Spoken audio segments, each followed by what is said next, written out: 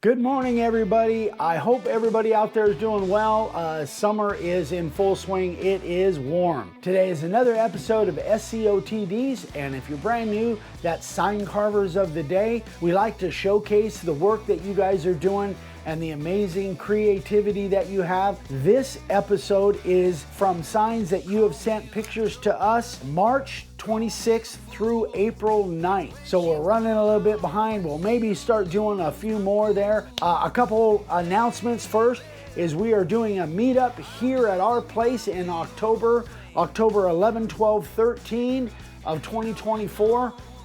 There's limited space, so if you guys are interested in coming, then definitely let us know. We'll send you an email with all of the details on that. In November, we are going to be in Austin, Texas at the Texas Woodworking Festival. Super excited about that. We always have a great time when we go down to Texas, and we will be doing an official meetup down there somewhere. If you guys are in and around the Austin area and you want to come and hang out with us, we'll have more details coming up. Vicky and Amy will be there as well. So hope you guys can make it to that. Let's dive into this. Let's show off your guys' work. First, we have Gary Zellner. Gary and his family took a class for steel forging from the Lockhart family. This is a 24 by 28 and a half. Anvil is actually an overlay applique in the middle there. This is an 1.5 inch thick. He used the actual anvil is 5.5 inches by 11 inches. Did some burning on there, some great work. Gary, as always, obviously this is a big sign. Put some, glued some pieces together, and you killed it, man. Looks terrific, Gary. Great job, buddy, as always. Next we have Jeff Sanchez. Some of his very first signs. So he's got what, 3? He's got 7 signs here. And he found our videos and just started carving signs. He's got some great color involved, some really neat artwork. Jeff, man, you're knocking it out of the park, especially for just starting out. Great job, man. Next we have Mike Sauer. I hope I'm pronouncing that right, Mike. I apologize if I messed it up. This is his very first sign. Obviously used our fatty font as far as the layout goes, and our Maltese cross there. Terrific job, Mike. Hope you're having fun, man. Keep it up, buddy. This one's kind of cool. This is from Dragislav Mitic, and I probably really butchered that, so I apologize. Dragislav is from Serbia, and this is one of his very first signs. I love it. It looks like he did some really power carving, or he might have used a hand chisel for the background on a piece of live edge. Great job, man. Keep it up. Hope you're having fun. Next, we have our buddy Michael Boggs from Arkansas. This was his donation to a local group for an auction. It brought 500 bucks. Awesome job, Michael. I love that. In case you guys don't know, that's a great way to expose your work to a lot of people that go to these auctions. I absolutely love it, Michael. Terrific job, buddy. That's probably cedar that he milled himself, I would imagine, because Michael is into that, definitely. Next, we have a very first sign. Erin and her husband milled this piece of juniper. I think it looks terrific.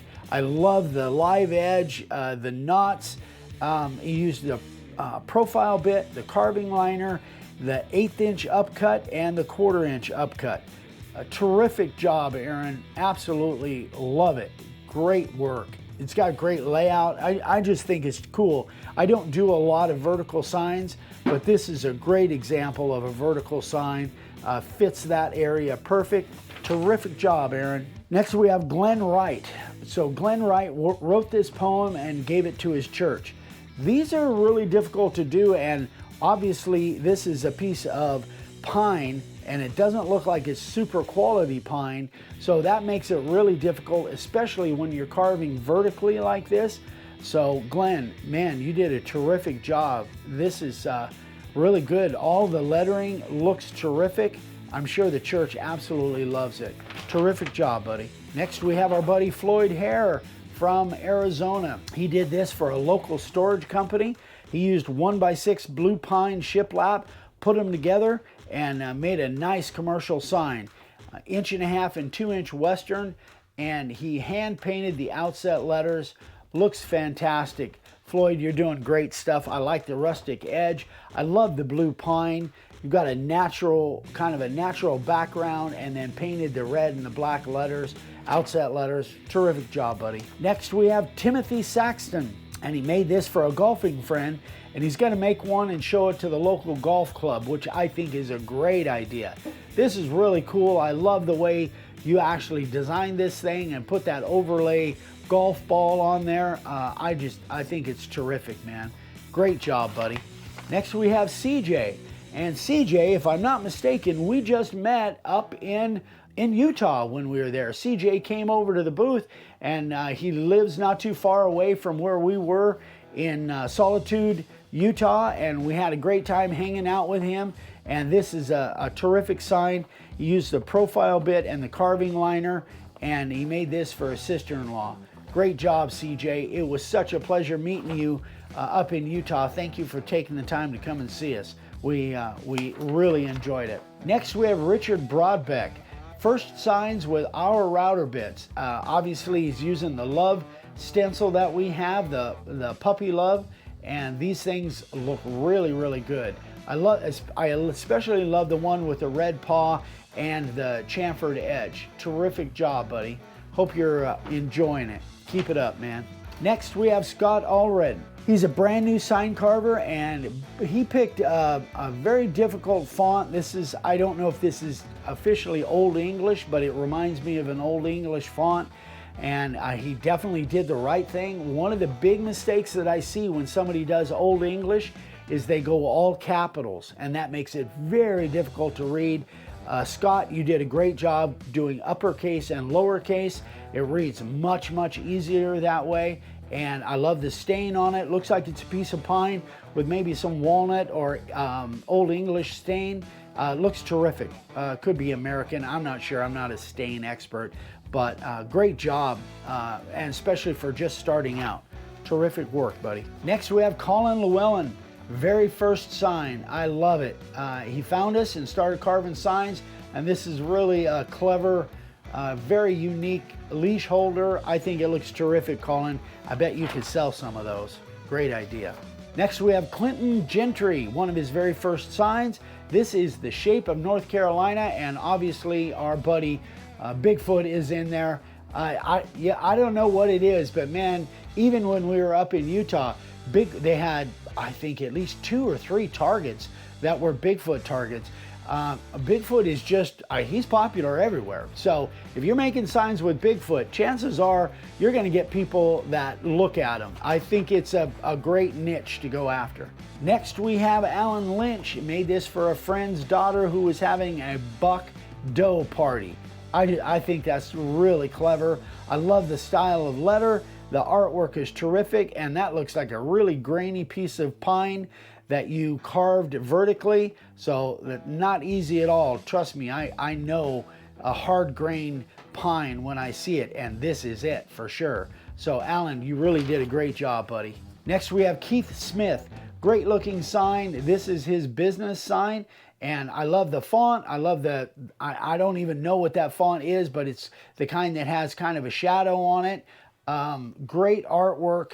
Man, you're really holding a great line with that router.